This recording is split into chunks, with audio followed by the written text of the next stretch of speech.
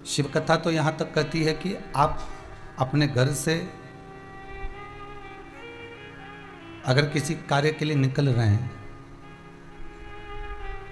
और हृदय चित्त में अगर शिव विराजमान है, शंकर अगर आपकी चित्त वृत्ति में बैठे हुए हैं, तो कहीं ना कहीं उस दिन शिव का दर्शन, शिव का अनुमोदन, शिव का स्मरण अवश्य होता है।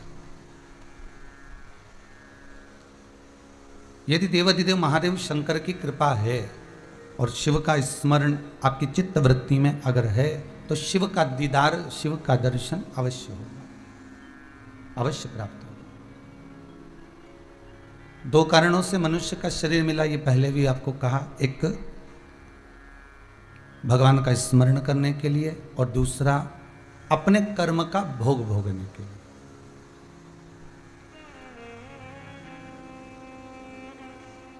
इस कर्म को, मानव के शरीर को जो हमने पाया है, मानव की देह को हमने जो प्राप्त किया है, उस मानव की देह को प्राप्त कर कर हमें कैसा जीवन जीना है और किस तरह से हम अपने कर्म को भोग सकते हैं,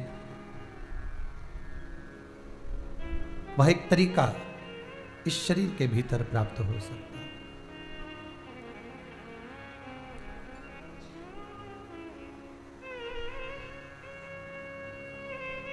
ग्यारह इंद्रियों का ये मानव का शरीर है। 11 इंद्रियों से ये सुशोभित है, पर प्रत्येक इंद्री, चाहे नेत्र हो, चाहे श्रवण हो, चाहे मुख हो, जिह्वा हो, हाथ हो, पैर हो, नासिका हो, प्रत्येक इंद्री अगर हम भगवान को समर्पित कर कर चलें तो शायद ये विश्वास रखिए कि इंद्रियां भी हमारी कहीं डोल नहीं सकती।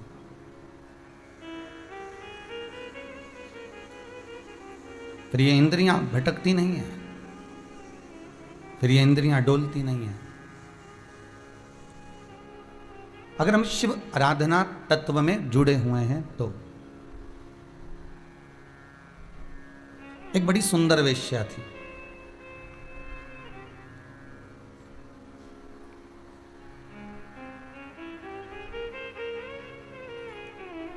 महाकाल बाबा की नगरी में रहती थी, बड़ी सुंदर थी। इतना तो श्रृंगार करती, इतने तो गजरे बेणियां सब लगाकर खूब भ्रमण पर जाया करती।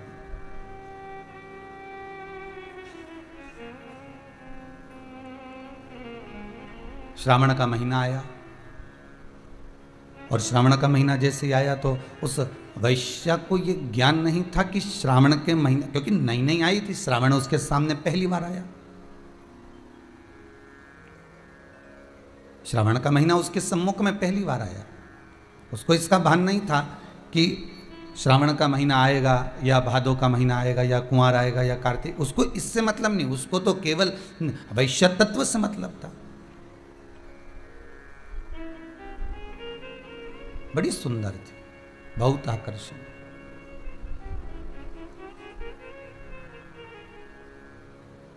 शिव महापुराण एक बात कहती है, ऊपर का श्रृंगार आप किसी के लिए भी करो, मना नहीं है, पर इस भीतर के श्रृंगार को तो केवल आप देवाधिदेव महादेव के लिए करिए। ये ऊपर का श्रृंगार आप किसी के लिए भी करो, क्योंकि मेरे देवाधिदेव महादेव को ऊपर के श्रृंगार से कोई मतलब नहीं होता।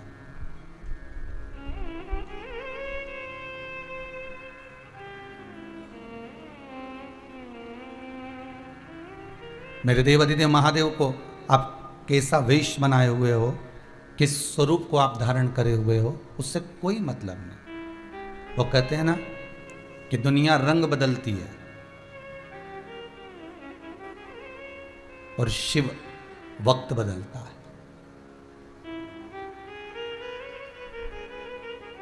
मेरा कालाधिपति महाकाल, मेरा शंकर अगर कुछ बदलेगा तो आपका समय, आपका वक्त कब बदल देगा आपको भी अंदाजा नहीं होगा। आज एक बालक अभी कोई सागर से आया हुआ है, वो मिला। वो बालक जब हम निकल कर आ रहे थे कथा के लिए तो कह रहा था मेरे को 8-10 साल से स्लिप डिस्क की प्रॉब्लम थी। शायद बैठा भी होगा कहीं कथा में, अगर होगा तो मालूम पड़ेगा। तो वो कहा 8-10 साल से मुझे स्लिप डिस्क की प्रॉब्लम थी और बहुत इलाज भी करवाया, औषधि भी खाई, सब कुछ किया, पर कुछ रिजल्ट नहीं मिला। तब मेरी माताजी ने कहीं शिव महापुराण की कथा में कोई एक उपाय देखा होगा, सुना होगा और वो किया होगा।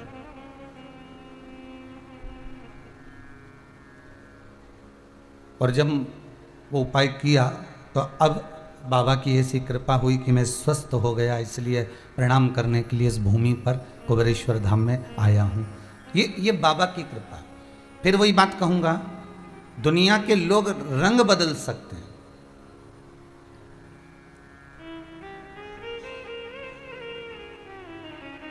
पर मेरा देवाधिदेव महादेव कभी रंग नहीं बदला। उसने बदला तो केवल वक्त बदला।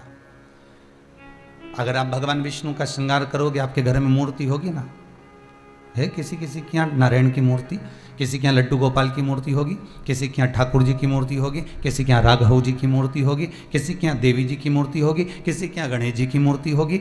आपके यहाँ जितनी मूर्तियाँ हैं, आप खुद अपने हृदय पर हाथ रख कर बोलो कि जितनी मूर्तियाँ आपके यहाँ पर विराजमान हैं, आप उन मूर्तियों को अलग अलग कपड़े पहनाते हो। बोलो पहनाते कि नहीं पहनाते? आप उनको वस्त्र भी अलग अलग पहनाते हो, आप उनका श्रृंगार भी अलग अलग करते हो। अभी हमारे कल्लू जी के पास में बोड़े परिवार के 2 ठाकुर जी विराज रहे हैं, राघव जी, माधव जी। अर्थात आप उनका श्रृंगार कर रहे हो, आप उनको वस्त्र भी पहना रहे हो, आप उनको आभूषण भी पहना रहे हो, आप उनका बड़ा सुंदर साज भी सजा रहे हो। अर्थात भगवान विष्णु का मूर्ति का, देवी जी की मूर्ति का, भगवान की मूर्ति का आप श्रृंगार कर सकते। देवी जी, गणेश जी, लक्ष्मी जी, नारायण, ब्रह्मा आदि, ठाकुर जी, बिहारी जी, राधा जी, कन्हैया जी, लड्डू गोपाल, सबकी मूर्त का अपन श्रृंगार करते हैं। कपड़े भी चेंज कर देते हैं, अलग अलग कलर के वस्त्र भी पहना देते हैं। पर कभी आपके घर में जो शिवलिंग विराज रहा है, आपके घर में जो शंकर जी की पिंडी शिवलिंग विराज रहा है, स्वरूप विराज रहा है शंकर जी का, तो कभी आपने उनके कपड़े चेंज करे क्या? नहीं, क्योंकि वो एक जैसा है। और कपड़ा भी पहनाओगे तो क्या पहनाओगे ये बताओ? वो शिवलिंग के बस एक काम कर सकते हो, एक छेद कर कर वो पिंडी के अंदर, शिवलिंग के अंदर वो कपड़े को ढककर बस नीचे की जलाधारी पर वस्त्र बिछा सकते हो, पहना सकते हो। पर शिवलिंग को कोई वस्त्र पहनाओगे क्या? आपके यहां भी तो शिवलिंग होगा? नहीं।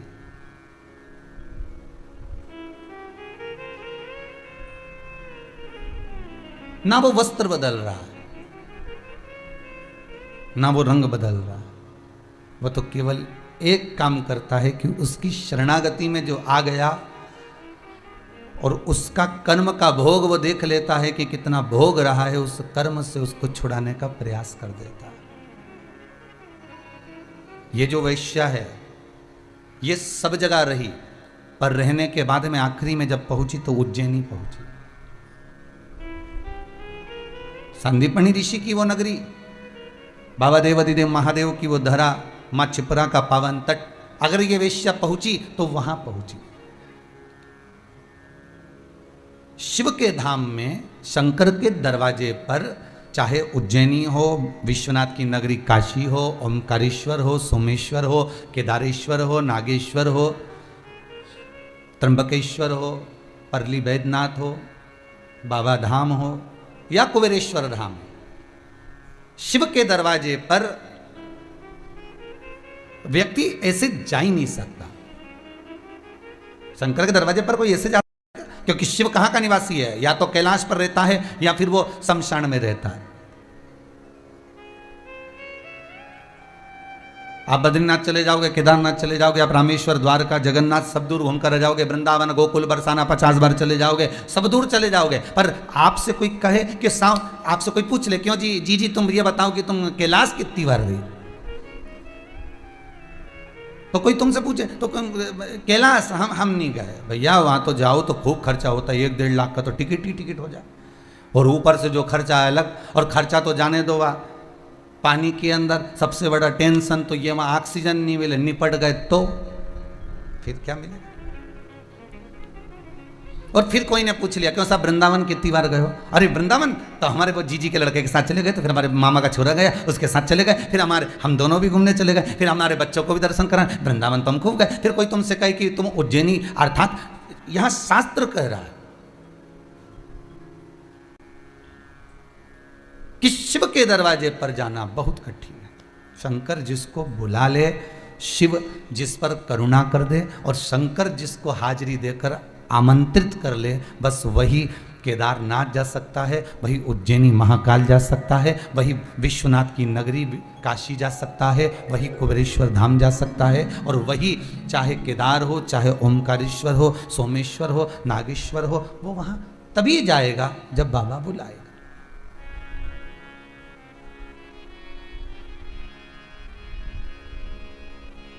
आप में से कितने लोग हैं जो आस्था चैनल पर कथा सुन रहे हैं, मोबाइल पर कथा सुन रहे हैं? आपसे निवेदन करूंगा, आप में से कितने लोग हैं जो सुबह मॉर्निंग वॉक करने शमशान जाते हैं? कोई जाएगा? नहीं।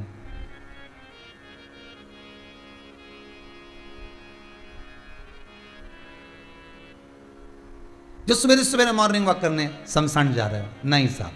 अगर आप मॉर्निंग वॉक करने जाएंगे तो हाईवे पर निकल जाएंगे, रोड पर निकल जाएंगे, सोसाइटी में निकल जाएंगे, गलियों में निकल जाएंगे, कॉलोनी में निकल जाएंगे, जहां तुम्हारा मन पड़ेगा, कहीं गार्डन होगा, कहीं अच्छी जगह होगी, वहां निकल। पर शमशान भी तो गार्डन है, सब दूर भीड़ मिलेगी, वहां मिलेगी। वो तो अभी कोरोना में मिली, बस इसके सिवाय कहां मिली। और देखा जाए तो कोरोना में तो मेला भरा हुआ था शमशान के अंदर, है। सब नंबर लगते देखे थे, पर शमशान में नहीं देखे थे, है।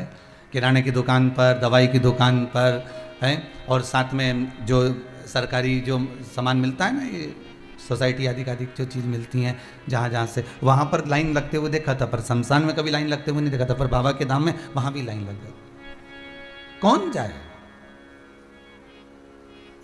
मेरा कैलाश अधिपति, मेरा शंकर, मेरा शंभु, मेरा त्रिकालदर्शी, मेरा शिव जिस स्थान पर बैठा हुआ है, उस स्थान पर दुनिया का कोई व्यक्ति बिना बुलाए जाता ही नहीं है।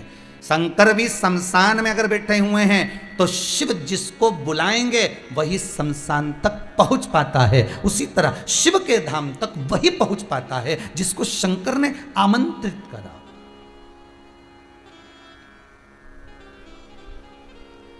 अगर ये वेश्या संपूर्ण दुनिया छोड़कर उज्जैनी पहुंची है, महाकाल की नगरी में पहुंची है, तो समझ लो इसको शंकर ने कुछ करुणा करने के लिए बुलाया है, शिव ने इसको कृपा करने के लिए बुलाया है। और ये वेश्या, इसको नहीं मालूम कि सावन का महीना है। अब संत आए माँ छिपरा के घाट पर, और संत छिपरा के घाट पर बैठकर थोड़ी स्नान कर कर तब साधना में लग गए। अब संत तो संत है, साधु तो साधु है, तपस्वी तो तपस्वी है, साधक तो साधक है, उपासक तो उपासक है। जब आपको कथा में पहले भी कहा, क्रीम की चमक कुछ दिन की होती है, पर अच्छे कर्म की चमक जीवन भर की होती है, जीवन भर।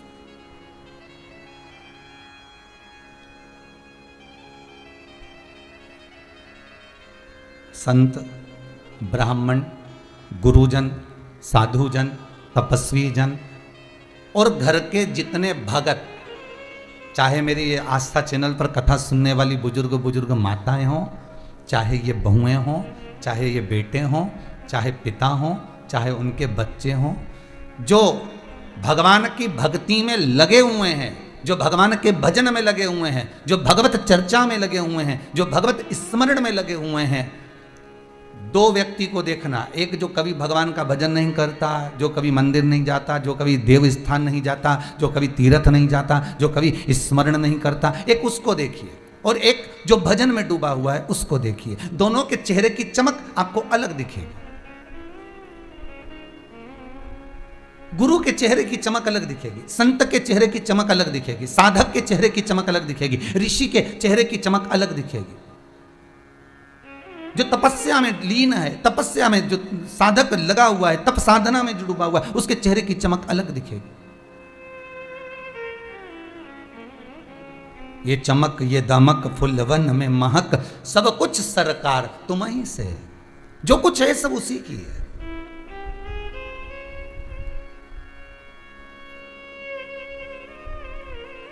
किसी ने सूरज से पूछा, ये सूर्यदेव, आप में जो चमक है कहां से आई है? सूर्य कहता है ये चमक मुझे चंद्र ने दी है। चंद्र से पूछा जाए कि आपके पास में ये चमक कहां से आई, तो कहा जब मुझे शंकर भगवान ने अपने मस्तक पर धारण करा, अपनी जटाओं की शोभा बढ़ाने के लिए मुझे मस्तक पर जब बिछाया, जब मुझे विराजमान करा, जब बिठाया गया, बस उस शंकर की जटा में जो गंगा विराज रही है, उस गंगा की धार की चमक चंद्र कहता है मुझ में आ जाती है, और वो चमक मुझे सूर्य को देना पड़ती है। कभी मुझ में चमक कम होती है तो सूर्य मुझे प्रदान कर देता है, सूर्य मुझे दे देता।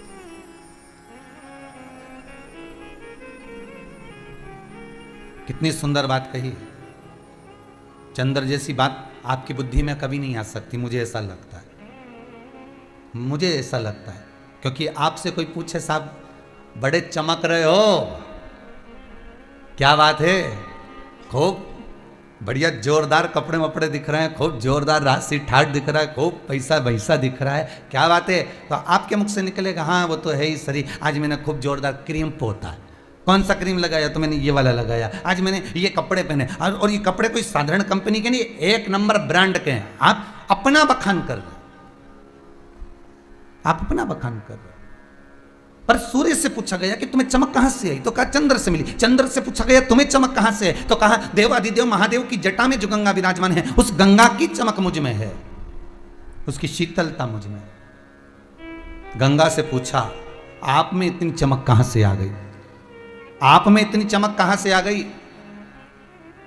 गंगा कहती है ये चमक अगर मुझे मिली है तो देवाधिदेव महादेव के पास से प्राप्त हुई है। देवाधिदेव महादेव से पूछा गया कि आपके पास इतनी चमक कहां से आ गई, तो शंकर भगवान कहते हैं ये सारी चमक जितनी भी है मेरे पास में, जिस नाम को मैं नित्य जपता हूं, मैं जिस नाम का स्मरण करता हूं, उस नाम ने मुझे प्रदान कर दी है। उस चमक वो नाम की है। तो सीधी सीधी बात है कि भगवान भी अगर चमक रहे हैं तो मंत्र के बल पर, नाम के बल पर, स्मरण के बल पर चमक रहे हैं, तो आप क्यों ना चमक सकते हो उस भगवान के नाम के बल पर, उस भगवान के स्मरण के बल पर क्यों नहीं चमकोगे? मनुष्य कभी नहीं कहता कि ये चमक जो मुझे मिली है ये भगवान की कथा से मिली है, ये भगवान की कृपा से मिली है। आज अगर मुझे 2 रोटी मिल रही है तो उसकी कृपा से मिल रही है। आज मैं अगर इतना दुख झेलने के बाद भी अगर मैं साध कर खड़ी हूं, इतनी तकलीफ झेलने के बाद भी अगर परमात्मा, अगर मैं यहां खड़ी हूं, आज अगर इतना दुख झेलने के बाद भी अगर मैं यहां पर बैठी हूं, अगर इतना दुख झेलने के बाद भी अगर मैं आस्था चैनल पर शिव महापुराण की कथा सुन रही हूं, इतना दुख झेलने के बाद भी अगर मैं कथा का स्मरण कर रही हूं, तो समझ लेना ये शंकर तुमको चमका रहा है, तुम्हें चमक प्रदान कर रहा है कि ये तुम्हें वहां साध कर बिठा दे, वहां तक छोड़।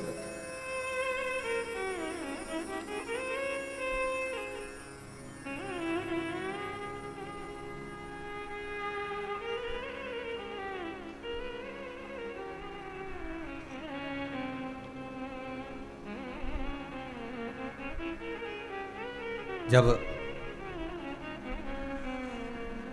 कथा चालू करी थी, हमने आपको पहले भी कथाओं में कहा कि हमारी इतना हमारे पास में नहीं था कि हम धोती भी बहुत चेंज कर सके। आप सीहोर के, आप कभी इधर आए कुबेरेश्वर धाम, तो एक आध बार सीहोर जाना, घूम कर आना, भ्रमण कर कर आना, सीहोर के लोगों से पूछना कि ये पंडित प्रदीप मिश्रा के पास में कुछ था। टीन के मकान में रहते, पिताजी चने का ठेला लगाते, वो ठेला भी कहीं रोड पर ज़्यादा खड़ा हो जाता तो कोई आकर रसीद फाड़ कर चले जाता, चालान बनाकर चले जाता। 200 रुपये 100 रुपये उसको देना पड़ते। शाम को जो धन मिलता उससे 5 बहन भाई हैं, उसका परिवार का भरण पोषण करना, पढ़ाई में लगाना। बड़ी मुश्किल से 2 धोती मिली थी। एक मेरे गुरुजी ने दी थी गुरु मंत्र लेते समय, और एक धोती एक माता ने दे दी थी। अब वो कथा चालू करी, धोती भी इतनी नहीं थी, वो धोती में लग गए फूल के दाग। अब धोती कौन बदले, क्या करा जाए? तब किसी एक माता ने सीख दी कि इस धोती को ले जाओ और गांधी रोड पर, हमारे यहाँ सीहोर में गांधी रोड है, उस गांधी रोड पर रंगरेज रहते हैं जो कपड़े को रंगते हैं, कपड़े में कलर करते हो, तो उसको दिया। हमने पूछा इससे क्या होगा, तो कहा ये जो फूल का दाग है ना, ये छुप जाएगा, रंग भी हो जाएगी, धोती भी नई हो जाएगी। अब उसके यहाँ धोती लेके पहुँचे, आज कथा याद आ गई तो बता दे। धोती लेकर पहुँचे तो उससे कहा भैया इसको रंगना है, तो उसने कहा दे। थोड़ा पैसा लिया, धोती को लिया तो उसने सरफ में गला दिया, गला के खूब कूटा धोती को। अब मन इतना कछोटे कि राम जी धोती ना फाड़ दे। अब बड़ी मुश्किल की तो 2 धोती, अब उसमें से भी एक ये पटक पटक के फाड़ देगा तो बची एक ही। अब एक ही में कथा कैसे हो? तो महाराज धोती उसने सरफ में गलाई, धोई, खूब निचोई, और निचोड़ने के बाद फिर रंग में डाली, और रंग में डाली, फिर उस पर जो रंग चढ़ा तो उस पर जोरदार रंग चढ़ गया। फिर वो धोती खूब चली और खूब जोरदार चली महाराज, फिर रंग नहीं छूटा। अच्छा, जितनी बार छूटा उतनी बार दूसरे कपड़े को भी उसने रंग दिया, वो धोती में फिर गजब रंग चढ़ाया।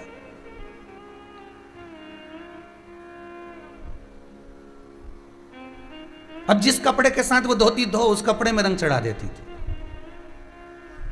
आज वो धोती याद आ गई, तो ये जीवन भी हमारा ऐसा ही है। किसी सदगुरु की शरण में जब जाओ, शंकर के मंदिर में जब जाओ, शिव की शरण में जब जाओ, तो ये समझ कर जाना कि हम धोती हैं, और ये रंगेगा तो रंगने से पहले धोएगा जरूर, मतलब पछतेगा, दुख देगा, तकलीफ देगा, कष्ट देगा, रगड़ेगा, सरफ में डालेगा, भिंगोएगा, तब निचोएगा, दुनिया का सारा दुख भगवान देगा, तब जाकर भक्ति का रंग ऐसा चढ़ा देगा, फिर जिसके साथ जाओगे उसको भी रंगीन बना दोगे, फिर रंगेगा।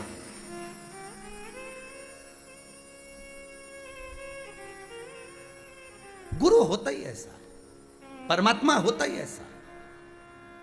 और मैं किसी की बात करूं ना करूं, पर मेरा शंभू तो ऐसा ही है। पहले खूब पछकता, वो कहता है पहले दुनिया भर के हाथ पर जोड़िया, तेरे को तेरी जिससे अच्छी पटे पहले उसको पटा के आ जा, इसके बाद मेरे पास आना। जब कहीं से काम नहीं हो, सारी दुनिया में माथा रगड़ के आ जाए, सबके धोख लगाया है, सबके हाथ पैर जोड़िया है कि साहब तकलीफ है ने, तकलीफ है ने, वहाँ जाओ तो इनके माता जी आए न, उनके पिताजी आए न, उनके भेरू जी आए न, उनके काका जी आए न, उनकी काकी जी आए ने, जितना के घूमना वाला के पास है सबके पास घूमिया, नारियल फोड़ फोड़ के आ जा ने, चना चिरौंजी भी धोख लगाया।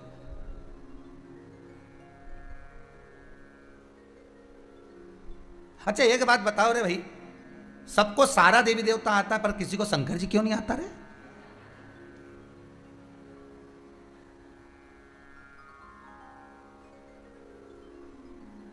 और कहीं का कहते कि इनके शंकर जी आता है, तो तुम कुछ मत करना, एक बोरी धतूरा ले जाके पटक देना, इनके शंकर जी आए ने पर डाल दो, और जो शंकर जी यहीं छात रखे तो भाई तो उसका शंकर जी के, शंकर जी इसलिए तो नहीं आए क्योंकि नहीं तो एक आध बब्बा छोड़ यार।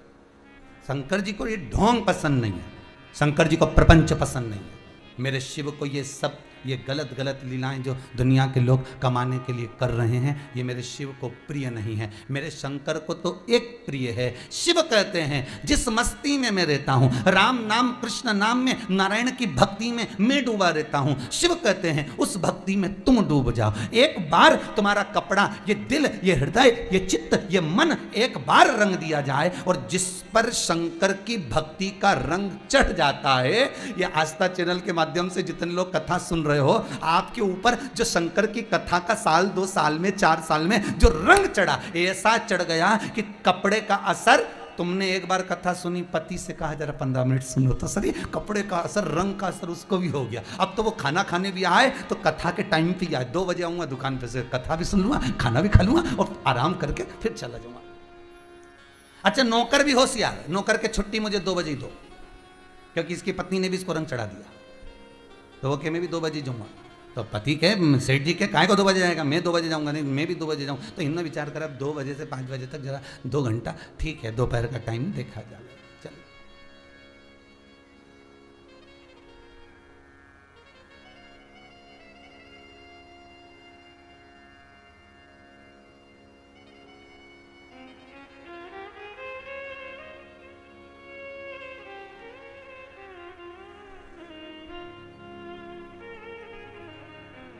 बंगाल के दुर्गापुर, आप लोग कभी आपके रिश्तेदार रहते हो तो पूछना उनको फोन लगाकर कि ये कथा के चक्कर में पूरे मार्केट वालों ने समय चेंज कर दिया। कभी आपको मौका मिले और कोई आपका बंगाल में दुर्गापुर में कोई, आप पता करें ना, बूढ़े जी बोले हमने मालूम करा है, तो कभी पता करिएगा बंगाल के दुर्गापुर, पूरे उस दुर्गापुर क्षेत्र में जहाँ कितनी दुकानें होंगी, लगभग कि दुकानों का मैं वर्णन नहीं कर सकता, लाखों दुकानें होंगी, उन्हें समय चेंज कर दिया। 2 बजे से 5 बजे तक कथा आती है तो सारी दुकानों की शटर नीचे, 5 बजे के बाद मार्केट चालू, रात को 11-12 बजे तक मार्केट खुलेगा और भीड़ भी अपार। शाम के समय सब फ्री, कथा भी सुन ली, आनंद चित्त वृत्ति में लगा हुआ है। इस शिव महापुराण ने केवल एक व्यक्ति को नहीं बदला है, शिव महापुराण ने कई कई लोगों की बस्तियों को बदल दिया है।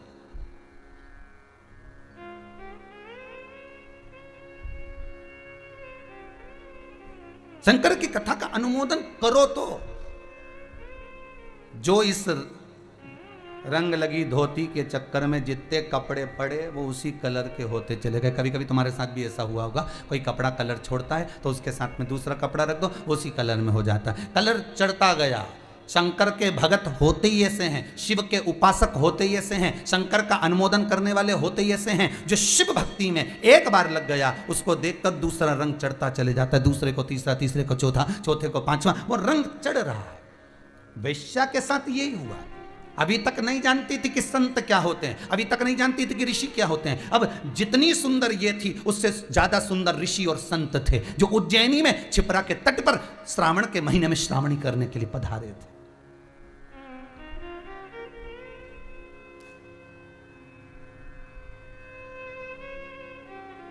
उस उज्जैन नगरी में श्रावण के महीने में संत एक जगह बैठकर तप करते और 12 शिव स्थानों का दर्शन करते। सावन का नियम है, श्रावण महीने का एक नियम है, शायद आपको भी मालूम होगा, अगर नहीं मालूम होगा तो पुराने समय की बात याद रखना। श्रावण के महीने में शंकर जी के मंदिर में झांकी सस्ती थी, किस किस को याद है? वो सब जितने आस्था पर कथा सुन रहे हो, फेसबुक यूट्यूब पर सुन रहे हो, याद करिए श्रावण के महीने में मंदिर में शंकर के मंदिरों में झांकियां सस्ती थी। मट्टी का शिवलिंग बनता था, उसका श्रृंगार होता था, कभी कोई श्रृंगार करते थे, कभी कहीं झूला लगा देते थे, कभी कभी कोई श्रृंगार करते थे, कभी फूलों का, कभी किसी चीज का, कभी किसी चीज का श्रृंगार करते थे। और बच्चे थे अपन, सब छोटे थे, अपने माता पिता का हाथ पकड़कर शंकर जी के मंदिर में श्रावण के महीने में दर्शन करने जाते थे। श्रावण के महीने में दर्शन करने जाते थे। उस समय हमारे मन में कोई प्रश्न नहीं जागा, पर आज हमारे मन में एक प्रश्न जागता है कि हमारे माता पिता श्रावण के महीने में मंदिर दर्शन कराने क्यों ले जाते थे? हमारे माता पिता मंदिर दर्शन कराने के लिए शिव के मंदिर क्यों लेकर जाते थे? और ले जाना होता था तो सुबह ले जाते, पानी चढ़ाने के लिए, जल चढ़ाने के लिए, धतूरा चढ़ाने के लिए, बेलपत्र चढ़ाने के लिए। पर शाम के समय जब अंधेरा होता, हाथ पकड़ा बच्चों का, साइकिल पर बिठाया ना बिठाया, पैदल लेकर चले मंदिर शंकर के दर्शन करने के लिए जा रहे हैं। क्यों? क्योंकि श्रावण के संवाद को स्कंद पुराण में स्पष्ट कहा गया कि श्रावण के महीने में जो व्यक्ति 12 शिवलिंग का अपने ही गांव, अपने ही नगर, अपने ही क्षेत्र के 12 शंकर मंदिर का दर्शन प्रतिदिन करता है, शिव उसका मनोरथ पूर्ण करने के लिए गौरा महारानी और गणेश जी को लेकर सम्मुख में खड़ा मिलता है। ये श्रावण की कथा स्वयं स्कंद पुराण वर्णन करती। हम रोज नहीं जा सकते, परंतु सोमवार के सोमवार तो जा सकते हैं। और हम दर्शन करने नहीं जा सकते तो कम से कम एक नियम तो बना सकते हैं कि श्रावण के महीने में, अभी ये वेश्या के जीवन को संवारने की जो चरित्र है यहाँ, ये कोई साधारण नहीं हो सकता।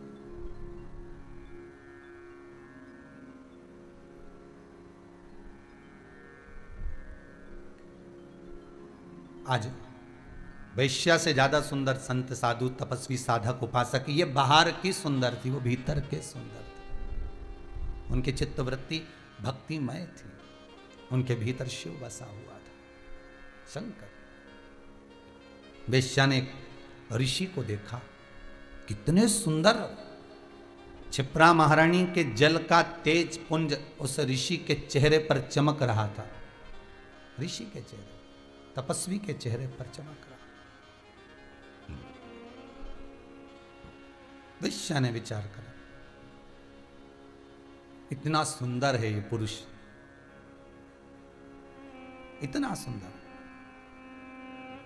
क्यों ना मैं इसके करीब में जाऊं। गलत विचार रखकर, वेश्या की दृष्टि में वो पुरुष है, ऋषि नहीं। संसार के ऐसे कई लोग हैं, कई लोग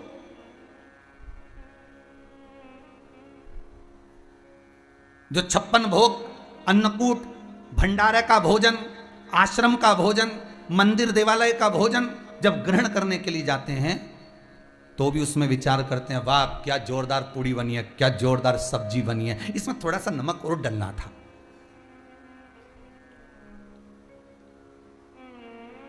सब्जी अच्छी बनी पर थोड़ा नमक डलना था। आश्रम में भोजन अच्छा बना पर तो थोड़ी दाल और कट्ठी कर देना थी।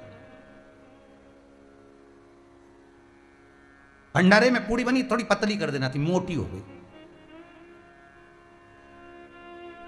56 भोग का प्रसाद लेने जा रहे हैं और मन में आ रहा है बस ये लड्डू बहुत जोरदार बना, इसमें खीर में थोड़ी सी शक्कर कम रह गई। तो आप में और उस वेश्या में क्या अंतर रह गया? वेश्या ऋषि को ऋषि नहीं देख रही है, वेश्या क्या कह रही है, कितना सुंदर पुरुष है। भगवान का प्रसाद जब हम खाएं, हमारे भीतर यह भाव नहीं आना चाहिए कि ये लड्डू है कि नुक्ती है कि सेव है कि पूड़ी है कि सब्जी है कि पकोड़ा है कि खिचड़ी है। हमारे भीतर यह नहीं आना चाहिए। हमारे भीतर तो यह आना चाहिए कि भगवान का प्रसाद, अर्थात भगवान का प्रसाद मतलब भगवान का साक्षात दर्शन हमारे भीतर उतर रहा, हम भगवान को अपने भीतर उतार।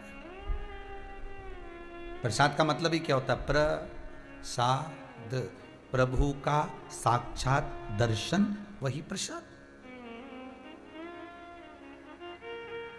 एक एक शब्द को अगर आप समझोगे ना तो जीवन का आनंद पा जाओगे। कई लोग आकर कहते हैं गुरुदेव हमारे ऊपर बहुत कर्जा है, बहुत कर्जा है गुरुदेव, कोई उपाय बताओ ना कर्जा चुकाने के लिए। तो इतना करे ही काय को? अब उसमें गुरु जी क्या करें, कर्जा का नाम ही धीरे धीरे पढ़कर देखो, कर जा, धीरे धीरे पढ़ के देखो।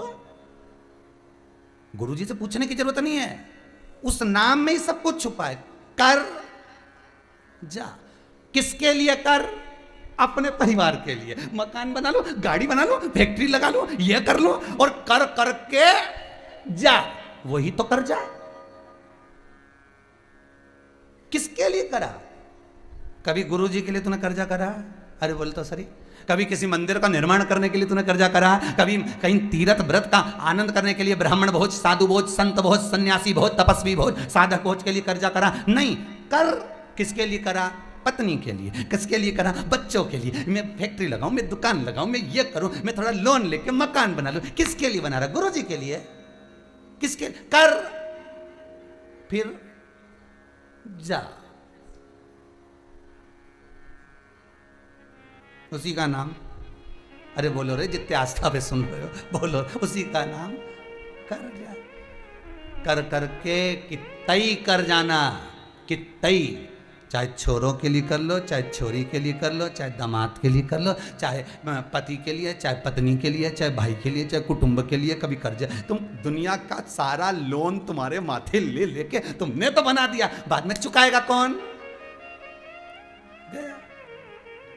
इतना कर्जा हो गया गुरुजी, अब तो जाऊं, ऐसा लग रहा है कि सुसाइड कर लो। तो हमने कहा बिल्कुल कर ले, उसमें टेंशन क्या है। पर मरने से पहले एक बात अच्छे से सुन ले, जिनके लिए करा है, जिनके लिए करा है, एक बार उनसे तो बात कर ले कि अब मेरे को देखो 5 लाख का कर्जा हो गया, मैंने ये फैक्ट्री बनाई थी, मैंने दुकान बनाई थी, घर बनाया था, मैंने जमीन जायदाद बनाई थी। पहले इनसे बात कर कि तुम्हारे पास में कितनी कितनी रकम रखी, सब हाथ निकालो, अपने अपने हार निकालो ने, पाटली निकालो ने, जेवर निकालो ने, पायल निकालो, सब बेच दे, अब भी कर्जा चुक जाए। पर कोई देगा? अरे बोलो तो सर, नहीं देगा। सब सोचेंगे अब तो तू जा, कर करके मर जा, बस यही कर जा।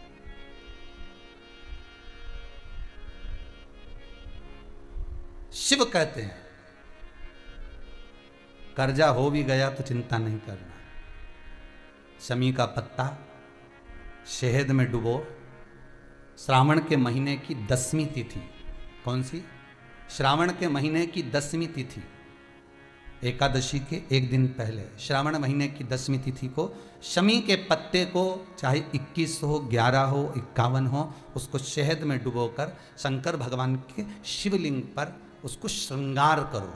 केवल चढ़ाना नहीं है, जब शहद में डूब जाएगा तो वो चिपक जाएगा। शिव का श्रृंगार करो। क्या होगा इससे? तो लिंग पुराण कहती है, नर्मदा पुराण कहती है, शंकर का जब हम शमी के पत्ते को शहद में डुबोकर श्रृंगार करते हैं, शंकर कहते हैं इसने मेरा श्रावण महीने में श्रृंगार करा है, तो क्यों ना मैं भी इसका धन का श्रृंगार कर कर इसको कर से मुक्त कर दूं, तब कर्जा चूकता, तब कर्जे से मुक्ति होती है। ये केवल श्रावण के महीने में किया जाता है, इसके सिवा कहीं कोई महीने में नहीं कर सकते आप इसको। और नहीं तो बाद में कहोगे कि हमको हर महीने, तो उस महीने में कर, केवल श्रावण की 10वीं, चाहे उजाले की कर लो चाहे अंधेरी की कर लो, एक ही बार करना है। 2 10वीं पे भी नहीं करना है। श्रावण महीने की 1 10वीं पर अगर आपने इस 10वीं पे कर लिया तो अगली पे मत करना, अगली पे करा तो इसमें नहीं करा तो कोई बात नहीं, एक पर करना है, 1 10वीं। कितना भी कर जाओ, कितना भी लोन चढ़ा हुआ है, भगवान अब उसके भरोसे पर छोड़ दो कि हमने कुबेर भंडारी के भरोसे पर छोड़ दिया, हमने कुबेरेश्वर महादेव के भरोसे पर छोड़ दिया, हमने तो शिव को दे दिया। पर विश्वास रखकर, भरोसा रखकर, यहाँ ये पूरे आप कुबेरेश्वर धाम में कभी भी आओगे ना, तो यहाँ कोई बाबा जोगी घूमता नहीं मिलेगा। यहाँ तो हम भी नहीं मिले तुमसे, टाइम ही नहीं इतना कि तुमसे मिले। राम नाम जपें कि तुमसे मिले, भगवान का भजन करें कि तुमसे मिलते फिरे। और कई लोग तो अंदर पत्र भी भेजते हैं, श्रीमान जी आए हैं, जरा 5 मिनट मिल लो। हमने कहा कुबेरेश्वर जी से मिला दो। हमारे पास आए हैं क्या मिलने? तो कुबेर भंडारी से आए। हमसे मिलने आओ तो बात दूसरी, कुबेरेश्वर महादेव से मिलने आयो।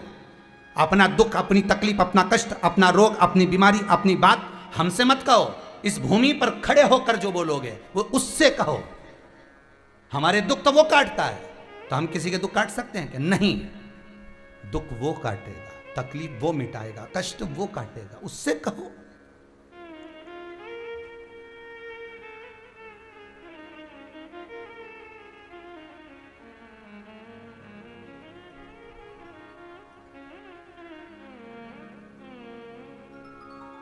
उसके भीतर बात।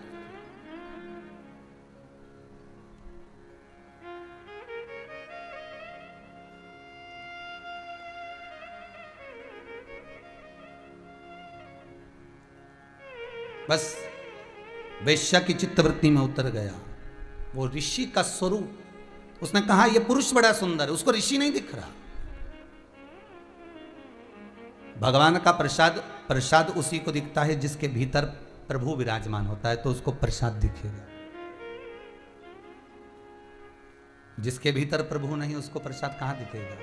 एक कितना सुंदर बात कही, एक पति पत्नी का जोड़ा गुरु जी की यहाँ कथा सुनने जाता था। खूब कथा में गया, खूब कथा में, गंगा जी के घाट पर गुरु जी रहते थे और गंगा जी के घाट पर वो कथा सुनने के लिए जाता, खूब कथा सुनते। उनका एक पुत्र था, एक बेटा, 4 बेटे में से एक बेटा ऐसा था जिस बेटे के पांव विकलांग थे, बस घुटने के बल रगड़ कर चलता था। होते हैं कई लोग, आपने भी देखा होगा, उसके पांव खराब थे दोनों। गुरु पूर्णिमा का दिन, जब निकलते निकलते उन्होंने कहा हम तो गुरु जी के आश्रम से जाएंगे ही नहीं, यहीं सेवा करेंगे, यहीं पर विराजमान होंगे। समय निकलता गया, गंगा जी के घाट पर गंगा दशहरे का उत्सव आ गया। गंगा दशहरे का जब उत्सव आया, खूब भीड़ पड़ी, अपार। गुरु जी के आश्रम में ढेर भीड़ पड़ी, और उसी में जो व्यक्ति इतने महीने से रह रहा था, उसी व्यक्ति ने आज गंगा दशहरे के दिन गुरु जी से प्रश्न किया, गुरुदेव हमें सेवा करते हुए आज कम से कम 20 साल हो गए, आपके यहाँ आते हैं, सेवा करते हैं गुरुदेव। गुरु जी बोले हाँ मेरा बेटा जिसके पांव खराब हैं वो भी सेवा करता है, रगड़ रगड़ कर झाड़ू लगाता है, बुआरी लगाता है, कभी कभी फूलों की माला बना देता है, उसके पांव खराब हैं गुरुदेव। हाँ गुरुजी एक प्रश्न करना है। गुरुजी बोले बोलो क्या प्रश्न करना है? प्रश्न केवल इतना सा है गुरुदेव कि जब हम इतनी सेवा करते हैं, इतनी आराधना करते हैं, इतनी आपकी चाकरी करते हैं, भगवान की भक्ति में 20 साल से लगातार जुड़े हुए हैं, हम मंदिर जाते हैं, कई बार आपके सामने भी प्रश्न आता होगा, मैं मंदिर जाती हूँ, अगरबत्ती लगाती हूँ, धूप बत्ती लगाती हूँ, दिया लगाती हूँ, पानी चढ़ाती हूँ, जल चढ़ाती हूँ, पंचामृत स्नान कराती हूँ, शंकर जी को बेलपत्र चढ़ाती हूँ, शंकर जी का अनुमोदन करती हूँ, भगवान ठाकुर जी की सेवा करती हूँ, घर में पूजन पाठ कोई नहीं करता, मैं जितनी करती हूँ, उसके बाद भी दुख क्यों? उस व्यक्ति ने भी यही कहा कि मैं इतना करता हूं, मेरी पत्नी इतना करती है, मेरा परिवार इतना करता है, खूब गंगा में डुबकी लगाए, खूब स्नान, खूब पूजन करे, इसके बाद आखिर क्या कारण है कि मेरे बेटे को रगड़ कर चलना पड़ता है, उसका पांव बेकार हो गया, मैंने कौन सा पाप करा था?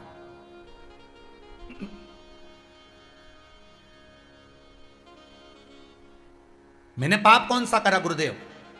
गंगा के घाट पर आज गंगा दशहरे का दिन है गुरुजी, सत्य बताना कि मैंने कौन सा पाप करा कि मेरे बच्चे को रगड़ रगड़ कर चलना पड़ रहा है, उसका कारण क्या है? इतने में गुरुजी बोले, अगर ये इतनी पब्लिक में हजारों लोग गुरु दीक्षा लेने आए हैं, हजारों लोग गंगा नहाने आए हैं, इसने एकांत में प्रश्न नहीं करा, प्रश्न भी करा तो इतने लोगों में प्रश्न करा, उत्तर नहीं दूंगा तो आज बात रह जाएगी। अगर अकेले में प्रश्न करता तो मैं उत्तर नहीं देता, क्योंकि इसका दिल दुखेगा। कई प्रश्न चेलों के, कई प्रश्न शिष्यों के ऐसे होते हैं जिसका उत्तर गुरु नहीं देते, क्योंकि गुरु को मालूम है इसका मन दुख जाएगा। सत्य बोलेगा गुरु और मन दुखेगा आपका।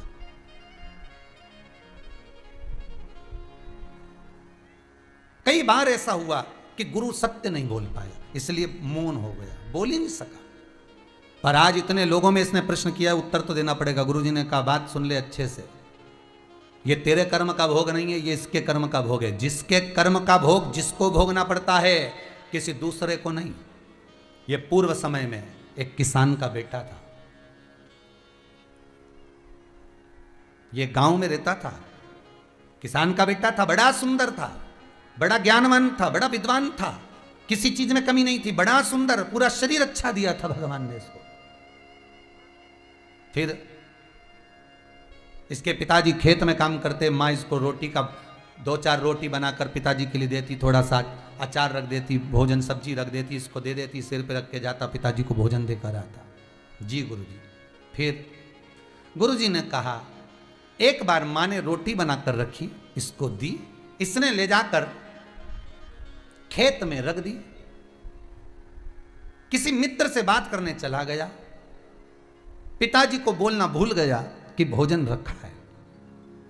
फिर गुरुजी बोले, इतने में ये मित्र से मिलने गया, एक कुत्ता आया और उसने उस रोटी को खा लिया, बर्तन को चाटा, रोटी को पाया, रोटी को खाया, पूरी रोटी जब वो खा गया, इसको क्रोध आ गया, ये आया दौड़कर, एक लोहे की छड़ी पड़ी हुई थी, उस छड़ी से इसने कुत्ते के पांव में मारा, वो 2 पांव में कुत्ते के लगा और कुत्ते का पांव टूट गया।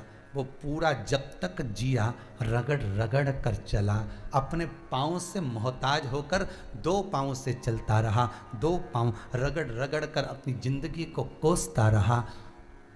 बस उसी कुत्ते की बद्दुआ इसको लगी, उसको चोट दी थी, इसलिए जन्म के बाद इसको चोट मिल गई। कर्म का भोग है, भोगना तो पड़ेगा, भोगना पड़ेगा। सीता जी ने एक चिड़िया को कैद में रखा था तो जानकी जी को कैद में रहना पड़ा था। राम जी ने छुपकर बाण मारा था बाली को, तो कृष्ण अवतार में छुपकर बाण मारा गया भगवान कृष्ण के चरणारविंद में।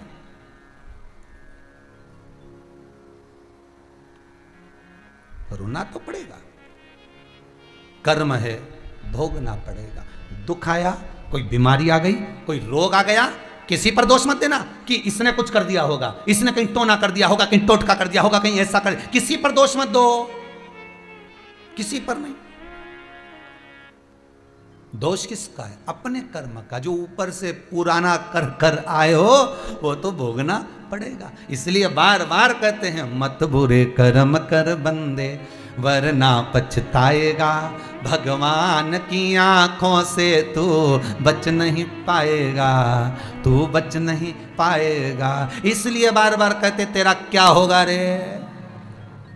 देखो अब की बार तो हम बोले ही नहीं, तुम सबने बोल दिया। तेरा क्या होगा कालिया। कर्म का भोग है, भोगना पड़ेगा। अच्छा करोगे अच्छा मिलेगा। अगर करेले का बीज बोगे तो करेला ही मिलेगा, नीम का बीज बोगे तो नीम ही मिलेगा। और अगर तुम प्रेम का आनंद का बीज बोगे तो प्रेम और आनंद ही मिलेगा। ये वो फसल है जो आपको काटना है, आज नहीं कल काटना है। अच्छा कर कर चलोगे अच्छा प्राप्त होगा।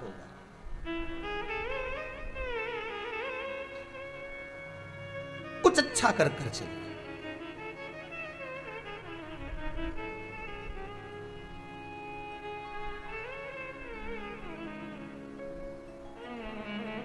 बस नेक कर्म की ओर अग्रण्य होते चलिए। अच्छा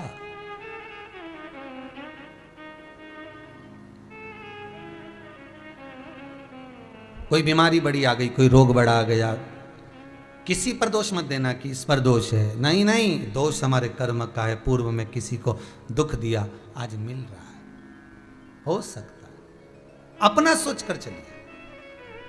तो किसी ने पूछा इस कर्म के भोग को कम करने के लिए क्या करना पड़ेगा। तो कर्म का भोग कब कम होता है? शिव महापुराण की कथा कहती है जब हम भगवान की शरण, गुरु की शरण जाएं और उस भगवत चर्चा में, शिव महापुराण में, भगवान की भक्ति में जब हम डूबते चले जाते हैं तो जितना कर्म में लिखा होता है वो कटना चालू हो जाता है। जल्दी से जल्दी अगर हमारे पाप कर्म ज्यादा बढ़ गए, नुकसान हो रहा है, घाटा लग रहा है, व्यापार नहीं चल रहा, व्यवसाय नहीं चल रहा, जगह जगह पर तकलीफ आ रही है, दुख पर दुख आ रहा है, कुछ मत करिए, शंकर के भजन में लग जाओ, शिव के अनुमोदन में लग जाओ। एक लोटा पानी भरो, कहीं एकांत का शिवलिंग ढूंढो, जिस शिवलिंग पर कोई नहीं जाता हो, जिस शंकर के दरवाजे कोई नहीं जाता हो, जिस मंदिर में कोई झाड़ू ना लगाता हो, उस जगह पर तुम जाओ,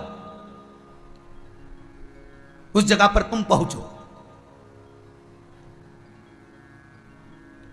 अरे हमारे पुराने पुराने ऋषियों को उठाइए, संतों को उठाइए, जहां भीड़ होती थी वहां तब करते थे क्या वो? अरे बोलो तो नहीं। जहां पर सब रहते थे वहां साधना करते थे क्या? नहीं, एकांत में जाते थे, कहीं एकांत में, बहुत दूर, जहां कोई पहुंच ना पाए, ऐसी जगह पर जाकर तब साधना करते थे। शिव महापुराण भी तो वही कहती है, लिंग पुराण भी वही करी है, नर्मदा पुराण भी वही करी है, गरुड़ पुराण भी वही करी है, गर्ग संहिता भी वही करी है, नारद पुराण भी वही करी है, कुर्म पुराण भी वही करी है कि एकांत में जाइए, जिस शिवलिंग के पास में कोई ना जाता हो, जिस शिवलिंग के पास कोई झाड़ू ना लगाता हो, जिस शिवलिंग के मंदिर में कोई पोछा ना लगाता हो, तुम उस मंदिर में जाओ और उस मंदिर में सेवा करो, उस मंदिर में बुआरी काढ़ो, उस मंदिर में सफाई करो, उस मंदिर में शंकर का श्रृंगार करो। कुछ भी नहीं है तुम्हारे पास में, पत्तियां तोड़ कर चढ़ा दो, किसी भी वृक्ष की, किसी भी जगह की, करके तो देखो 2-3 महीना। 2-3 महीना करने में क्या जाता है? फिर अंदाजा लगाना कि पुराण झूठ बोल रही है कि सियोर वाला महाराज झूठ बोल रही है। अगर तुम्हारा काम नहीं हो, तुम अगर शंकर जी के मंदिर में झाड़ू लगाओ, पोछा लगाओ, शंकर जी के मंदिर में तुम जल चढ़ाओ, धतूरा चढ़ाओ, पूजन करो, पाठ करो, शिव जी की आराधना करो, अर्चना करो, निवेदन करो, और जब तुम्हारा काम ना हो, 3 महीने एकांत के शिवलिंग के पूजन करते हो, एकांत में जो शंकर जी का शिवलिंग है उसकी आराधना कर रहे हो, और उसके बाद भी तुम्हारा काम नहीं हो, तो फिर तुम जान लेना कि भाई झूठ बोल रहे हैं कि सियोर वाला महाराज तो यूं ही झूठ बोले। बताओ, फिर या तो पुराण या फिर मानो। ना पुराण झूठ कहती है, ना ये व्यासपीठ झूठ कहती है। सेवा का फल दुनिया में ऐसा कोई नहीं जिसको नहीं मिलता। सेवा का फल अवश्य मिलता है।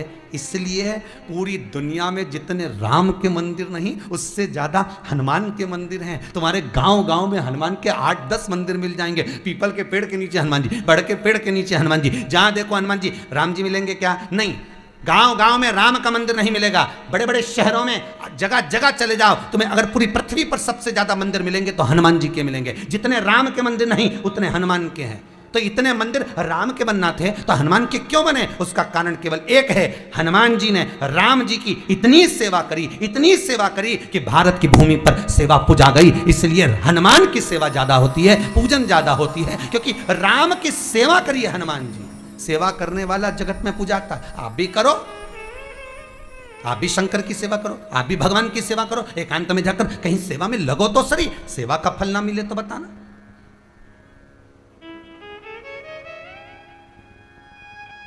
सेवा कर कर तो देखो।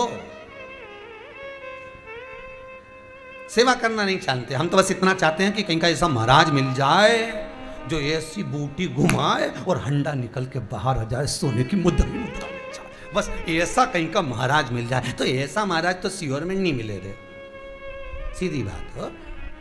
तुम बाकी के यहाँ तो एक ही महाराज है, वो कुबेरेश्वर महाराज है, उसका नाम ही कुबेरेश्वर भंडारी है। बस आए, नमन करी, शिव कथा सुनी, आनंद लिया, आस्था पे सुनी, मोबाइल पे सुनी, दिल से सुनी, और ये विचार कर कर सुनना कि हम हमारा टाइम पास नहीं कर रहा। नहीं तो कई लोग इस विचार में, खोल लो महाराज जी आ रही है टाइम पास, तो टाइम पास करने के लिए तो वो डोरेमोन लगा लो।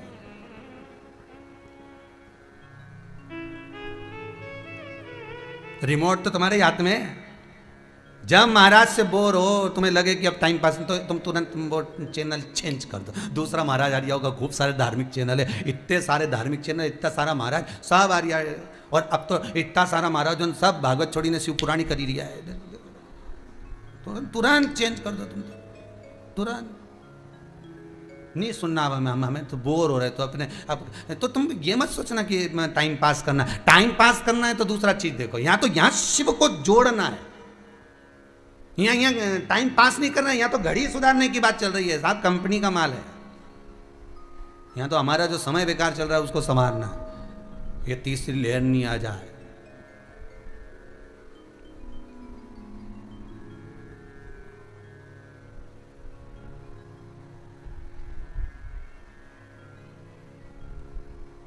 एक पत्नी छत के ऊपर झूला बनवाई, उस पे झूल रही थी।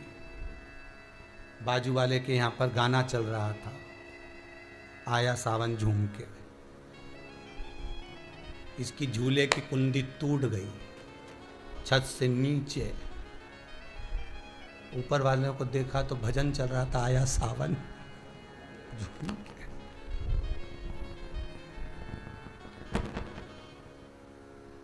चित्तवृत्ति में, स्मरण में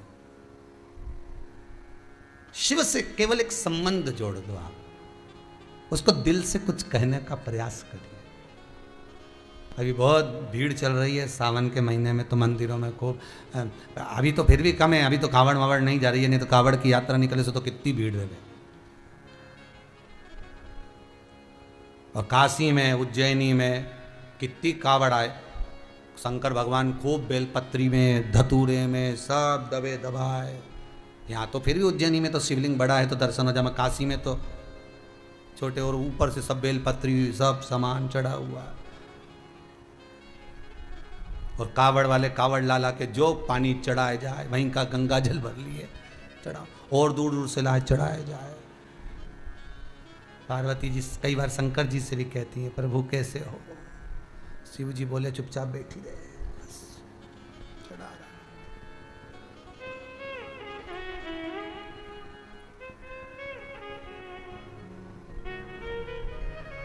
चले जा रहे।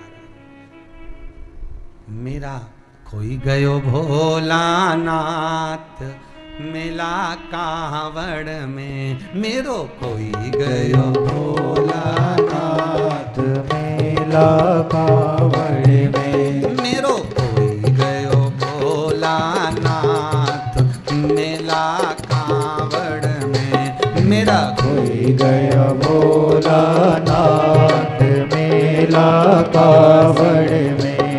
ओ कावड़ में मेला कावड़ में, कावड़ में मेला कावड़ में, ओ कावड़ में मेला कावड़ में, ओ कावड़ में मेला कावड़ में, मेरो भोलानाथ मेला कावड़ में, मेरो खोई गयो भोलानाथ मेला कावड़ में। जय हो।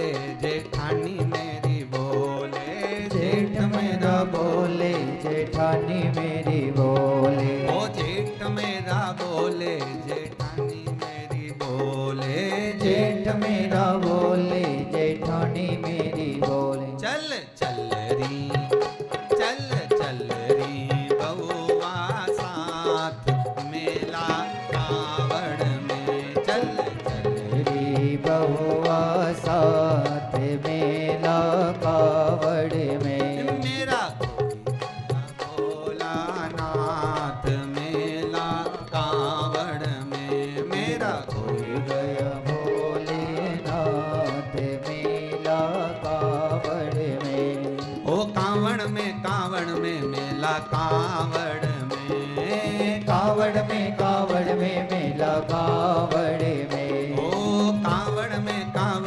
मेला कावड़ में, कावड़ में मेला कावड़ में, मेरा कोई गयो भोलानाथ मेला कावड़ में, मेरा कोई गया भोलानाथ मेला कावड़ में। जय हो।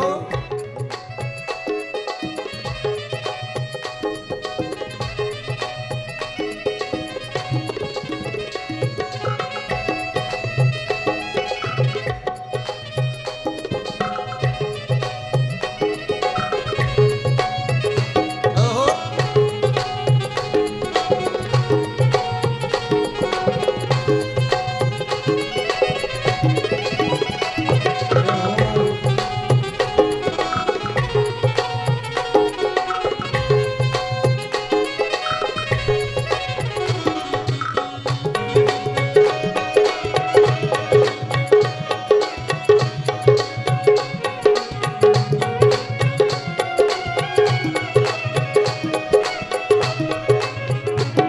ओ देवर मेरा बोले देवरानी मोरी बोले, देवर मोरा बोले देवरानी मेरी बोले, ओ देवर मोरा बोले देवरानी मेरी बोले, देवर मोरा बोले देवरानी मोरी बोले। चल चल री भाभी साथ मेला कावड़ में, चल चल री भाभी साथ मेला कावड़ में, मेरा कोई गयो भोलानाथ मेला कावड़ में, मेरा कोई गया भोलानाथ मेला कावड़ में, मेरा गया भोलानाथ मेला कावड़ में, मेरा कोई गया भोलानाथ मेला कावड़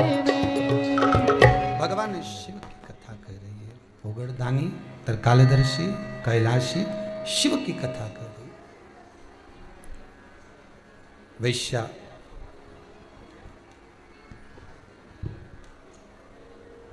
मुनि का दर्शन, ऋषि का दर्शन करती है और विचार करती है कि कितना सुंदर पुरुष है, कितना सुंदर पुरुष है, और ये क्यों ना मैं इसके साथ में रहूं। गई और जाकर ऋषि के सम्मुख में जैसे ही पहुंची है, उस मुनि के सामने, ऋषिवर के सामने जैसे ही पहुंची, बस जाकर कहा, आप बड़े सुंदर पुरुष हो।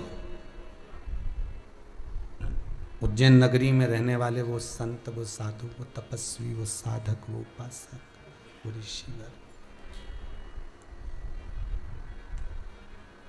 आप बड़े सुंदर हो, मैं आपके साथ में रहना चाहती हूं। ऋषि ने कहा, एक काम करो, पहले छिपरा जी का स्नान करिए आओ, उसके बाद फिर आ जाओ।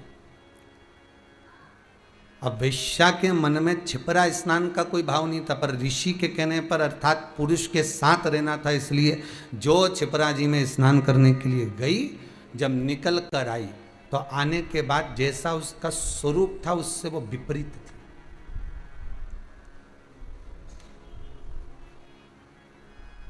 वस्त्र, रंग, रूप, सुगंध सब चेंज हो गई, सब बदल गए,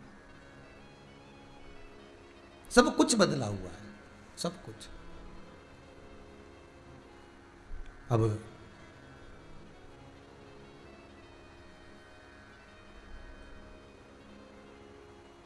आंखों में जल भरा हुआ था उस वैश्या के।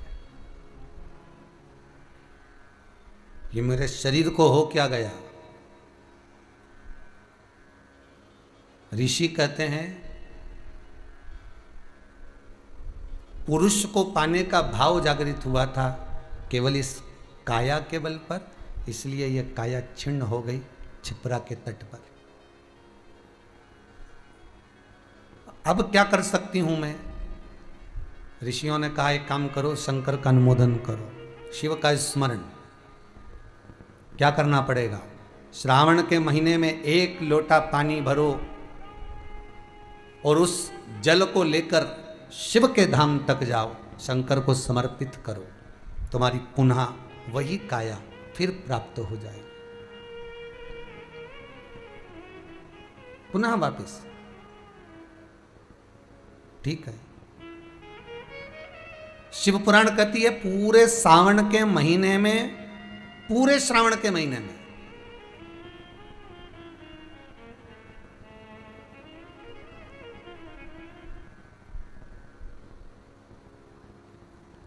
पूरे श्रावण के महीने में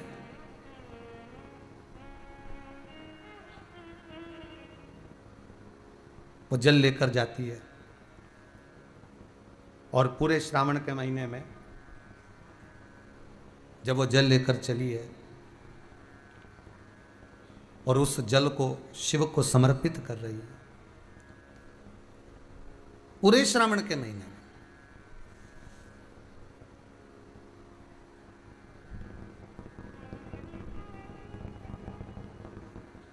जब वो जल लेकर जा रही है और उस जल को समर्पित कर रही है पूरे श्रावण के महीने में, शिव प्रसन्न हो जाते।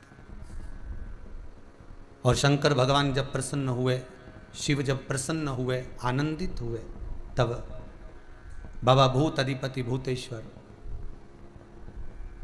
भगवान शंकर करुणा सागर शिव कृपा कर दिए और वैश्या से कहा अब तो इस योनि से छूटेगी, और इस योनि से छूटकर तू पुनः इसी उज्जैनी में, इसी छिपरा के तट पर भगवत स्मरण में, शिव भक्ति में डूबी रहे।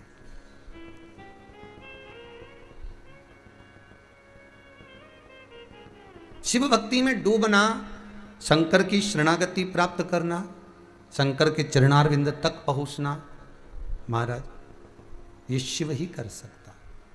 एक बात बहुत ध्यान से सुनिएगा,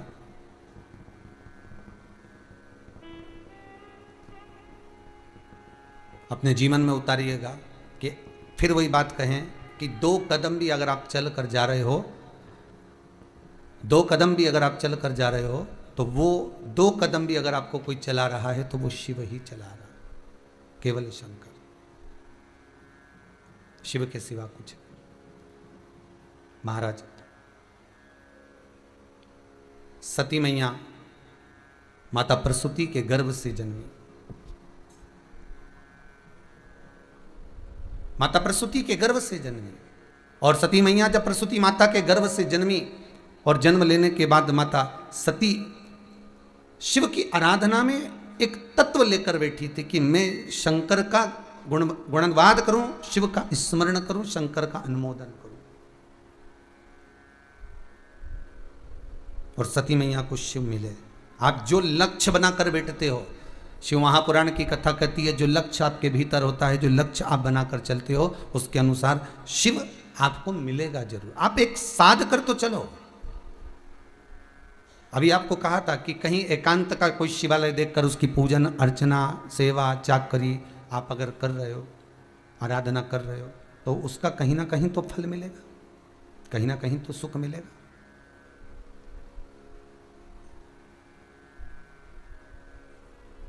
वो फल अवश्य प्राप्त होगा।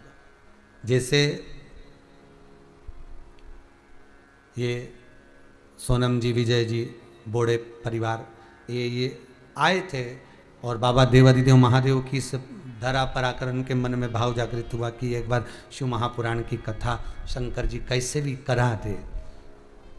तो बाबा मौका मिला और बाबा ने कराया।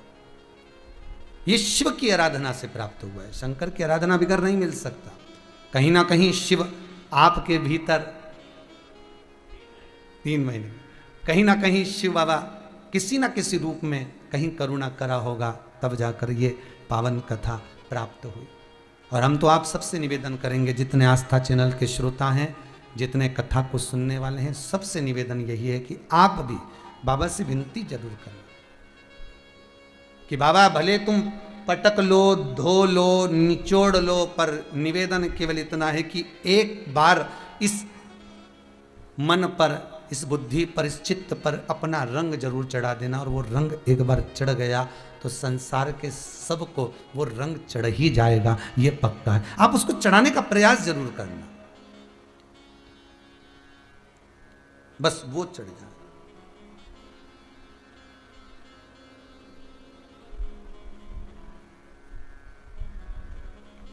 कोई एक माता जी कह रही थी, मैं भगवान से ये कहने आई हूं कि भगवान तू मुझे संसार में अगर लेकर आया है ना, अब मेरा निवेदन है भगवान मुझे तू रोने मत देना।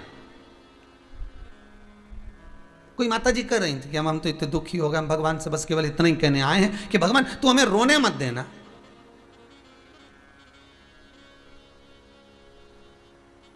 हमारा निवेदन केवल इतना सा है गुरु जी कि हम भगवान से बस इतना कह दें कि भगवान तू हमें रोने मत देना। तो हमने उनसे कहा तुम भगवान से ये मत कहो कि रोने मत देना, तुम तो भगवान से इतना कहो कि भगवान तेरे दरवाजे के बाद किसी के दरवाजे पर झुकने मत देना। तो बात खत्म, बात खत्म हो जाएगी।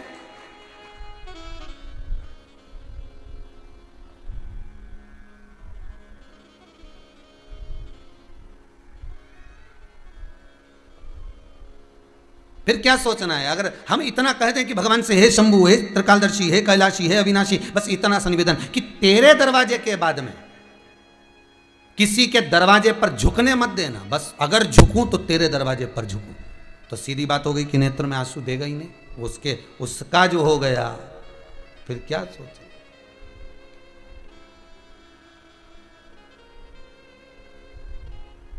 आज सवेरे हम बात कर रहे थे आकाश जी से, तो आकाश जी से हमने कहा कि शंकर हमारा, हम शंकर के। तो आकाश जी बोले, कहे कि गुरुदेव ये बताओ कि आप हमेशा एक ही बात कहते हो कि कुबेर भंडारी मेरा है, शिव मेरा है और मैं शंकर का, शंकर मेरा, मैं शंकर का, मैं गोवर्धन नाथ का, गोवर्धन नाथ मेरे, मैं ठाकुर का, ठाकुर मेरे, मैं राम का, राम मेरे, मैं कृष्ण का, कृष्ण मेरे, मैं शंकर का, शंकर मेरे। तो वो आकाश बोला कि गुरुदेव एक आध दिन भगवान आ गए और भगवान ने कहा अगर तू कहता है कि मैं तेरा हूं तो रजिस्ट्री दिखा। भगवान कह दे कि भाई किसी की भी कोई चीज है तो उसकी रजिस्ट्री तो होगी ना, उसका लिखा पढ़ी तो होगी ना। तो भगवान एक बार आकर कह दे, तो आकाश बोला कहने गुरुदेव ये भगवान तुमसे कह दे आकर कि रजिस्ट्री दिखा। तो दिन भर छाती ठोक ठोक कर कहता है शंकर मेरा है, वो नंदी पर सवार करने वाला, त्रिशूल धारू डमरू धारी वो मेरा है। और एक आध दिन भगवान आ गया और कह दे रजिस्ट्री दिखा। फिर कहाँ से दिखाओगे भाई? जमीन की तो रजिस्ट्री दिखा सकते हो, सब चीज़ों की रजिस्ट्री दिखा सकते हो, फिर एक मोबाइल खरीद के लाते हो तो उसका भी बिल दिखा सकते हो, एक अंगूठी बीठी जरा सा कपड़ा खरीद के लाओ तो उसका बिल दिखा सकते हो। कोई समय पे आके कह दे रुपट्टा कहाँ से लाए, तो अपन तो कह देंगे गुरु पूर्णिमा पे आया था। नहीं, जो सत्य है वो सत्य कि गुरु पूर्णिमा पे आया था। तो इसकी रजिस्ट्री कहाँ है? तो चैनल पे देख ले, टीवी पे उसने उड़ाया था, उसका फोटो भी होगा रे, तो देख तो दिखा। और एक आध दिन हम कहें भगवान से कि भगवान मेरा, शंकर मेरा, शंभु मेरा, कुबेर भंडारी मेरा, महाकाल मेरा, विश्वनाथ मेरा, छाती ठोक ठोक कर व्यासपीठ पे कहते हैं शंकर मेरा है। और एक आध दिन शिव जी ने आकर कह दिया अल्लाह रजिस्ट्री दिखा कि मैं तेरा कब, तब फिर क्या कहोगे? तो हमने कहा काश बस एक ही बात कह सकते हैं कि कब्जा कर रखा है, रजिस्ट्री नहीं। क्या करके रखा है? कब्जा। ये कब्जे का है। तो शंकर पे अगर रजिस्ट्री है तो पार्वती जी की है, शिव पर रजिस्ट्री है तो गणेश जी की है।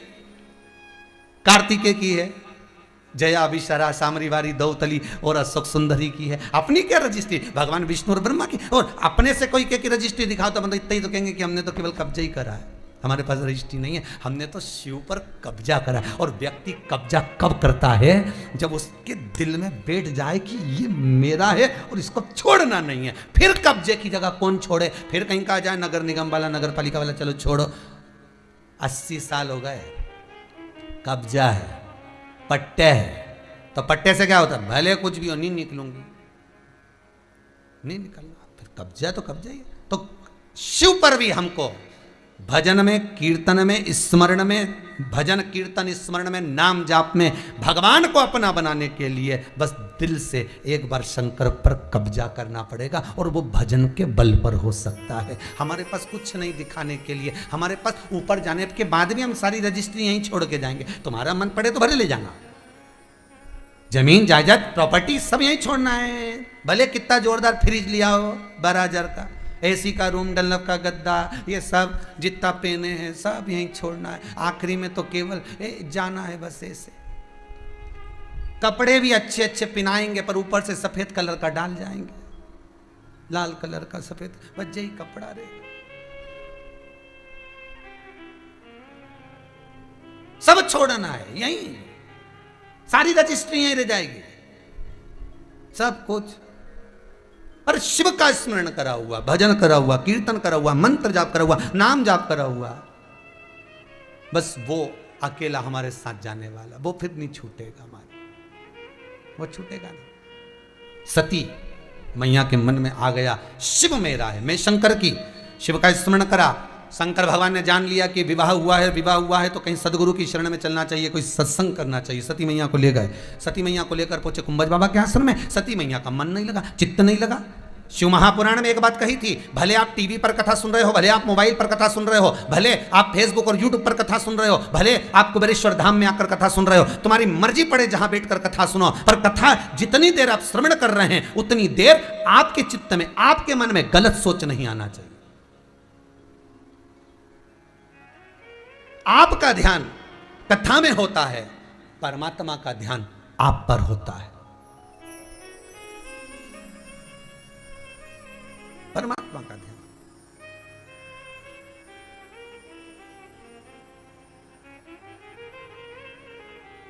तो प्रकार आप लोगों ने भी पढ़ाई करी होगी, हमने भी करी। ऐसा रहता, उसमें नोक रहती है या पेंसिल उसमें भर देते हैं और उससे ऐसा पेज घुमा घुमा के उसको कस देते, वो ऐसा रखते हैं,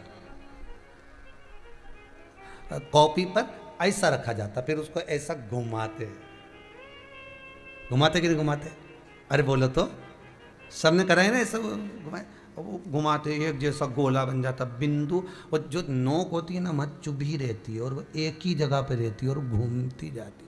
उसी तरह इस मन को, इस दिल को एक में लगा के रखो, बाकी की सब दुनिया में घूम के आ जाओ। दिल एक में लगा कर बैठ गए, चित्त एक में लगा कर बैठ गए तो सृष्टि में कहीं पर भी घूम कर आओगे, परमात्मा उस जगह पर हाजिर मिल जाएगा। पर स्थान मत छोड़ना, जगह चित्त वृत्ति ना छूटी जाए, भगवान का भजन ना छूटे, उसका स्मरण ना छूटे। ये वस्तुएं, ये सामान, ये सामग्री, ये दौलत, ये सत्ता सब जाने वाली, जहां बैठे हो उस मन को वहां लगाना। हम तो यहां तक कहते हैं, यहां तक कहते हैं, होटल में जाओ तो दिल होटल में लगा लो, होटल में जाओ तो दिल होटल में लगाओ, खाने में लगाओ, बफेट में जाओ तो बफेट में लगाओ, शादी में जाओ तो थोड़ा रिश्तेदारों में लगाओ, और अगर सत्संग में आओ तो मेरे भोलेनाथ में लगाओ। दिल लगाना ना भूलिएगा। परमात्मा को थोड़ा समय जितना दे रहे हो, 3 घंटा, 2 घंटा, 2.5 घंटा, 1 घंटा, आधा घंटा, जितना हम भगवान को देना, उतनी देर भगवान में चित्त होना चाहिए, उतनी देर भगवान में मन लगाना चाहिए।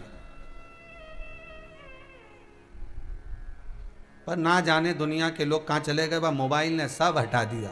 हर 15 मिनट में ऐसी याद आए ना, व्हाट्सअप खोल के बैठ जाए, फिर याद आए फिर बैठ। अरे चित्त लगाओ परमात्मा में, मन लगाइए।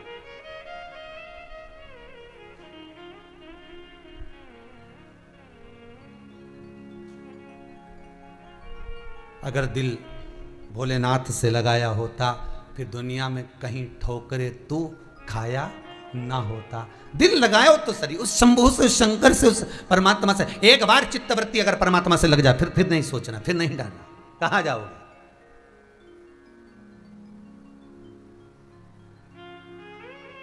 आप भगवान में चित्त लगाइए, भगवान में स्मरण में मन लगाइए। बहुत समय नहीं, हम तो कहते हैं जितना, यहां तो शास्त्र कहता है आधी में पुनि आज, इतना भी लगा लिया नहीं तो बहुत है। एक बार दिन भर में सुबह से शाम तक एक बार मन में सोच लिया श्री शिवाय, अरे अच्छे से बोलो जितना टीवी के सामने, श्री शिवाय नमस्तुभ्यम, दिल से बोल लिया। शंकर जान गया मेरा अपना है, मेरा अपना। प्रतिदिन की हाजिरी लगाओ, क्या जाता है उसमें। श्री शिवाय नमस्तुभ्यम रोज बोलो, सुबह दोपहर शाम, खाते पीते जाते उठते बैठते सोते, जिस कर्म में डूबे उस कर्म में भी भगवान का भजन करते रहो।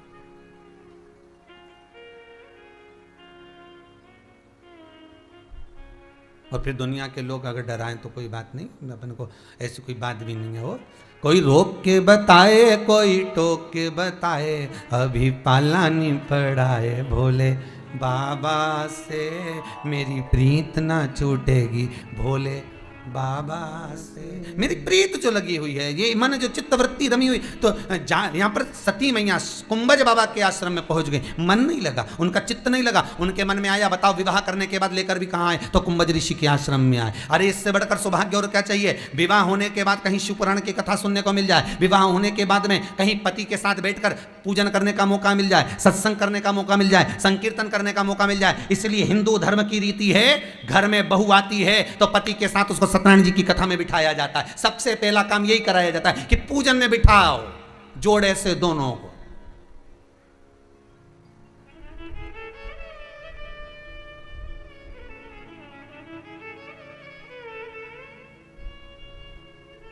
अब आपके यहां होता कि नहीं होता हमको नहीं मालूम, पर हमारे यहां तो रीति है भैया, हमारा सीहोर की तो, और सीहोर की क्या कहूँ मैं, तो मध्य प्रदेश की भी कहूँ तो ये गलत नहीं कहूंगा, हमारे पूरे मालवा की, पूरे मध्य प्रदेश की रीति है कि शादी कर कर दुल्हन घर में आए तो सबसे पहले उसको पूजन में बिठाए, जोड़ा से बैठ जाओ, अगर जोड़ा बांधे तो जोड़ा मिठाई पूजन वूजन कराए आराम से। देवी देवता धुकाए से, तो हमारा ये कुल देवता, ये देवी, ये देवता, इन सब।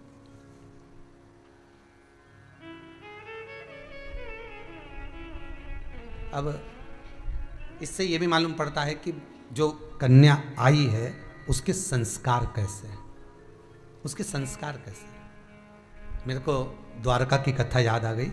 द्वारका में एक सास अपनी बहू को 3 दिन की कथा के बाद चौथे दिन बुला ली, बेटा अब तेरी छुट्टी लग गई है, 3 दिन बैंक की छुट्टी है, 4 दिन की कथा गुरुजी की हो गई है, 3 दिन बचे हैं, तू यहाँ आ जा द्वारका। अब बहू को जाना पड़ा, द्वारका आ गई वो। सास ने ध्वजा उत्सव रखा, ध्वजा चढ़ती है द्वारका जी में, तो ध्वजा चढ़ाने का उत्सव रखा। आज उसकी ध्वजा चढ़ना थी और बहू भी आ गई थी। अब सास बहू से कह रही, बेटा तुम जल्दी तैयार हो जाना, और तुम घर की बहू हो और तुम्हें वो डलिया में और वो ध्वजा लेके और चलना है, द्वारकाधीश को ध्वजा चढ़ेगी। अब वो तो होटल से बाहर नहीं निकले। अब माता जी आके बोली, गुरुदेव वहाँ पर टाइम पे पहुँचना है, ध्वजा चढ़ना है। पंडित जी का फोन आ गया है, पंडा जी का, ध्वजा चढ़ना है द्वारकानाथ की, और ये बहू तो तैयार ना हो। तो कहा कोई बात नहीं, हो जाएगी, समय निकले, आधा घंटा हो गया, 1 घंटा हो गया, 2 घंटा हो गया, 3 घंटा हो गया, 4 घंटा हो गया। सास ने बस केवल इतना कहा कि ये ध्वजा लेकर चलना, चलो ध्वजा चढ़ेगी। बहू बोली, मुझे ये ढोंग प्रपंच पसंद नहीं, मैं होटल से बाहर नहीं निकलूंगी। वो तो इन्होंने 25 बार फोन करा था इसलिए आ गई, नहीं तो मैं आती भी नहीं। 3 दिन तो छुट्टी मिली थी मुझे नौकरी से, सर्विस से, और यहाँ आऊंगी मैं। सास आंखों में आंसू भरी, गुरुदेव हमने कहा तुमसे बोल दिया ना उसने कि उसकी रुचि नहीं है, तो अब छोड़ दो। अब ये द्वारकानाथ जाने और इसकी रुचि जाने, सही है कि गलत है। व्यक्ति को अगर किसी व्यक्ति को समझा रहे हो, ज्ञान दे रहे हो, समझाने का प्रयास कर रहे हो, जब व्यक्ति नहीं समझ रहा, मंदोदरी ने रावण को कितना समझाया, विभीषण ने रावण को कितना समझाया, कितना पढ़ा लिखा रावण था जो अपना सिर काट काट कर भगवान को दे दिया, तप साधना में लगा रहा, विद्वत्ता में पूर्ण था, ज्ञान में पूर्ण था, कोई ऐसी कमी नहीं थी रावण में कि कुछ रह गई हो। बस एक कमी थी लंकाधिपति रावण में कि सुनता नहीं था और अहंकार प्रबल था। कई बार व्यक्ति के मन में जाता है मैं अच्छी जॉब कर रही हूं, मैं अच्छी सर्विस कर रही हूं, मैं एसी कर रही हूं, मैं ऐसा कर रहा हूं, तो मुझे में अहंकार। ये अभिमान कितने दिन का? और कभी मैं नंबर दे दूंगा, पूछना वह बस उसकी सासू से कि गति क्या हुई है। हमने एक ही शब्द कहा था, वो द्वारकानाथ पे छोड़ दो, उसकी ध्वजा चढ़ रही है, इसकी कब चढ़ जाएगी पता नहीं पड़ेगा, तुम तो शांति रखो नहीं, इसकी रुचि इसके पास रहने दो। और बाद में ये हुआ कि जिस सर्विस में थी, गवर्नमेंट की जॉब थी, कोई काम ऐसा हाथ से हो गया, यहाँ से गई द्वारका जी से 2-3 महीना बाद, ऐसा काम हो गया कि वो आज तक घर में बैठी है, ना जॉब है, ना कुछ है, ना कुछ है, और अदालत में जबलपुर में कहाँ केस चल रहा है, पड़ी रहो। अहम नहीं करना। लंकाधिपति रावण ने हम कर लिया था, बार बार मंदोदरी समझाती थी, विभीषण समझाता था, बार बार नाना जी समझाते थे, बार बार कहा जाता था समझ जा समझ ले, पर अहंकार इतना भरा हुआ था। और शिव क्या कहते हैं कि तुम कुछ मत दो, तुम जल पानी बेलपत्र धतूरा कुछ मत दो, मेरा शंभू कहता है तुम्हारे भीतर का अहम मुझे दे देना, बस वो अहंकार मुझे दे दोगे। शंकर कहते हैं मैं उसको स्वीकार कर लूंगा, फिर मैं तुझे 4 चांद लगा दूंगा। अहम नहीं दे पाता व्यक्ति, अपना अहंकार छोड़ दो उसका। एक बार समझाओ, 2 बार समझाओ, नहीं समझे तो आग लगे बस्ती में, अपन रहो मस्ती में, जोरदार खजूर वाली चोटी बनाओ, चकाचक रहो। काय को रोए हम किसी के लिए? किसके लिए? कुंभज बाबा के आश्रम में जाते समय सती मैया को शंकर जी ने 2 बार समझाया है, 2 बार। अमरनाथ जी की गुफा में अमर कथा सुनाते समय पार्वती को 3 जगह पर समझाया। देखिए कथा कितनी सुंदर कर रही है, समझने वाला व्यक्ति समझ सकता है। 2 बार माता सती को शिव ने समझाया, सती सुनो, कुंभज बाबा के आश्रम में जा रही हो, सुनिए, बाबा के आश्रम में जाओ तो प्रणाम करना गुरुदेव को जी। ऐसा कोई पति नहीं होता स्टेज पर पहली बार जब जयमाला होती है, ऐसा कोई पति नहीं होता जो अपने घर के बड़ों को देखकर अपनी पत्नी से नहीं कहता हो कि प्रणाम कर लो, ये मेरे दादाजी हैं, ये मेरे काका जी हैं, ये मेरे नाना जी हैं। भले वो आँख दिखाए जगदम्बा, भले वो आँख दिखाए, मैं झुकूं कैसे, भले वो आँख, पर इसका फर्ज देखो, इसके संस्कार देखो, वो कहता है मेरे नाना जी हैं। अब फर्ज किसका है? उसका, कि झुक के प्रणाम कर ले बेटा। नर कपड़न से डरत है, नरकपड़न से नहीं।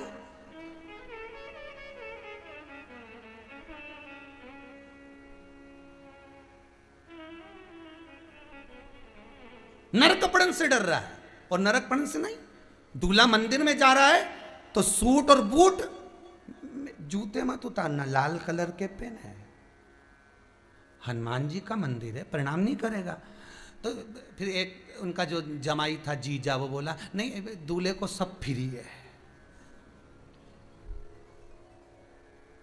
तो हनुमान जी ने भी सोच लिया जब जूता मेरे मंदिर में फ्री है तो तेरी खोपड़िया पे भी फ्री है। वो क्या सोचे, तू हाँ अंदर पहन के पहनिया, और यूं चले वो तो तलवार लेने घोड़ी पे बैठे साफा माफा बांट के, मुंडा में पान भरिया, एक रुमाल भी ऐसा जेब में खुसा फुदके वाला, और तलवार ले बैठा, चमक चिपकी,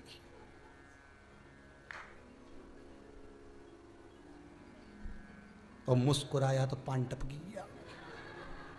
अब वो फुग्गे वाला रुमाल हिड़ने का सोच लिया तो पहले दर्जी ने पहले सिल के रखा था, हिटे तलवार की नोक से अंगूठा ऊपर ले गया। अब सोचे हनुमान जी भी सोच रहे आए जूता पहन के अंदर आएगा।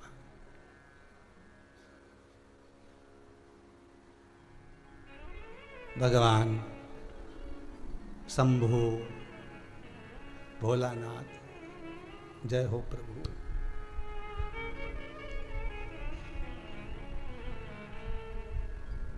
किसी ने शिव जी से पूछा, भोलेनाथ जी तुम्हारी शादी हुई थी, तूने कपड़े वपड़े कौन से पहने थे? शंकर जी बोले मेरे कपड़े को अगर तू पहन लेगा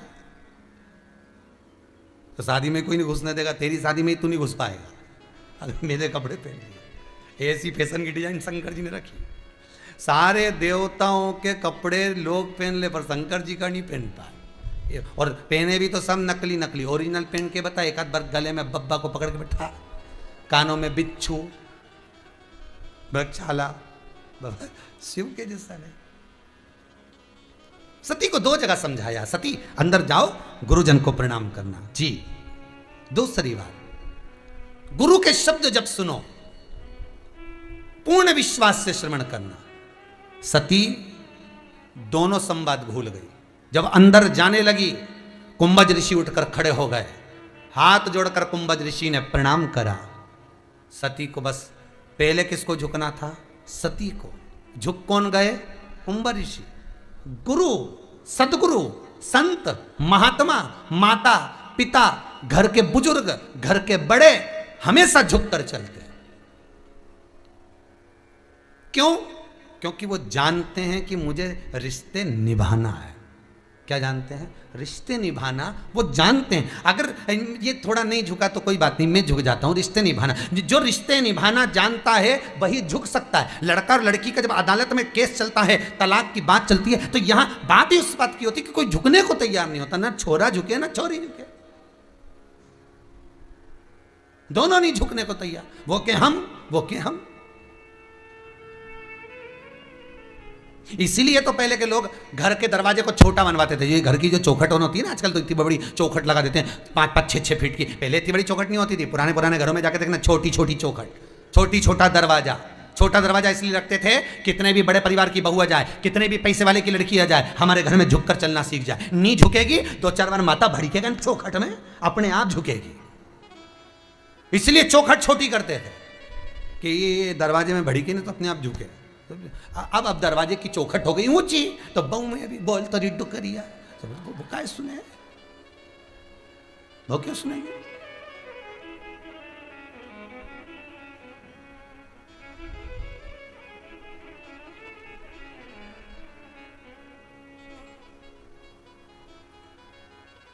बस सती जैसे ही अंदर गई, कुंभज बाबा ने प्रणाम कर लिया, क्योंकि वो बड़े हैं, उनको आता है आदर कैसे करना है। झुकने में कुछ नहीं जाता।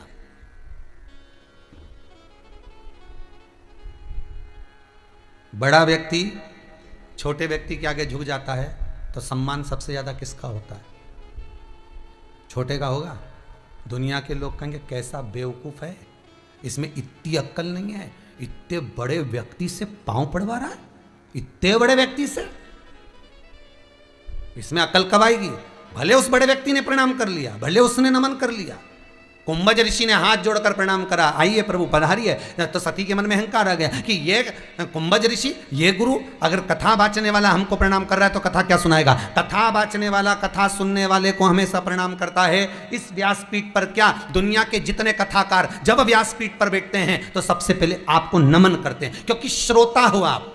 वक्ता से बड़ा श्रोता होता है, कथा बाचने से बड़ा सुनने वाला होता है। क्यों? क्योंकि सुनने वाला जमीन पर बैठता है। जो जमीन पर बैठता है वो जमींदार कहलाता है। आप सब जमींदार हो। कथा बाचने वाला 4 पाई की चौकी पर बैठता है, इसलिए बेचारा चौकीदार कहलाता है। जमींदार बड़ा कि चौकीदार बड़ा? जमींदार इसलिए बड़ा, उसकी मर्जी, बैठा तो बैठा चल दिया। जमींदार की मर्जी, जेब में से निकाल के मल भी लिया। जमींदार तो जमींदार, भजन आया तो फटकी भी दे ली। जैसे गुरु जी बोले हार हार, निपटा भी, वो तो जमींदार। और चौकीदार तो बेचारा एक जैसा चढ़ के जो बैठा है 4 पाई की चौकी पर, जब तक कथा पूरी नहीं हो जाए तब तक उतर ही नहीं सकता। भले तुम जाओ आओ ने घूम फिर के वापिस बैठ जाओ, पर चौकीदार तो चौकीदार। उसी तरह वक्ता और श्रोता में अंतर होता है। श्रोता बड़ा होता है, वक्ता छोटा होता है। क्यों? क्योंकि वो जो कह रहा है, वो जो दे रहा है, आप अगर ग्रहण कर लोगे जिंदगी सवर जाएगी। आपने अपनी जिंदगी में उतार लिया। लाखों लोग कथा श्रवण करते हैं, करोड़ों लोग कथा श्रवण करते हैं। इतनी जनता में जितने लोग कथा श्रवण कर रहे हैं, इन करोड़ों लोगों में से, लाखों लोगों में से अगर 2 लोग भी कथा को अपनी जिंदगी में उतार लेते हैं तो वक्ता की जिंदगी तो यूं ही सार्थक हो जाती है। उसको दक्षिणा की जरूरत नहीं पड़ती, उसका जीवन सार्थक हो गया। कोई घर तो संवर गया, कोई परिवार तो सुधर गया, कोई रिश्ते तो सुधर गए, कोई संबंध, कोई नाते बिगड़ने से पहले संवर तो गए। आज पूरी दुनिया में अहंकार छाया हुआ है। मैं लोग भी कह देते हैं मेरा समय आन दे तब बताऊंगा, आन दे मेरा समय तब दिखाऊंगा, बताऊंगा। और छाती में दर्द हो गया, हॉस्पिटल ले गए, डॉक्टर ने कह दिया समय आ गया। तब समझ में आया कि समय ऐसे आता है। समय का कोई ठिकाना है?